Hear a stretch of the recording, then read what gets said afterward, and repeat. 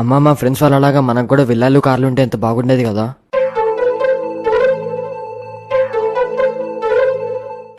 నేను 5 rupees coin అంట, మీ నాన్న 500 నోట్ అంట. హలో 500 రూపీస్, పెద్ద నోటు, ఫుల్ డిమాండ్, లైఫ్ ఎలా ఉంది? ఏముంది, 500 బండిల్ మధ్యన ఒక బిజినెస్ మ్యాన్ లాకర్ లో ఉండేవాడిని. సడన్ గా వాడింట్లో రైడ్ పడింది. ఇంకా లంచం పెడుతూ నన్ను వాడికి ఇచ్చేశాడు. వాడు నన్ను కొన్ని రోజులు లాకర్ లో పెట్టి ఒక బిల్డర్ కి ఇచ్చి ఇల్లు కొనుక్కున్నాడు. ఆ బిల్డర్ నన్ను తీసుకెళ్లి తన బ్లాక్ మనీ ఉన్న లాకర్ లో పెట్టేశాడు. ఏంటో లైఫ్ అంతా ఏదో జైల్లో ఉన్నట్టే ఉంది. సో నువ్వెలా ఉన్నావు 5 రూపీస్? చాలా హ్యాపీ. ఎంతో మందికి ఆనందాన్ని ఇచ్చా.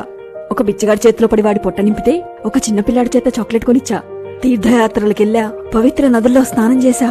హారతి పళ్ళెంలో పెడితే దేవుడి పాదాలని కూడా తాకొచ్చా. కాన్సెప్ట్ అర్థమైందా? రిచ్ అవడం ఇంపార్టెంట్ కాదు, ఎంతమందికి ఉపయోగపడ్డాం అనేది ఇంపార్టెంట్. రావాల్సిన టైంలో డబ్బులు వస్తాయి, పోవాల్సిన టైంలో పోతాయి.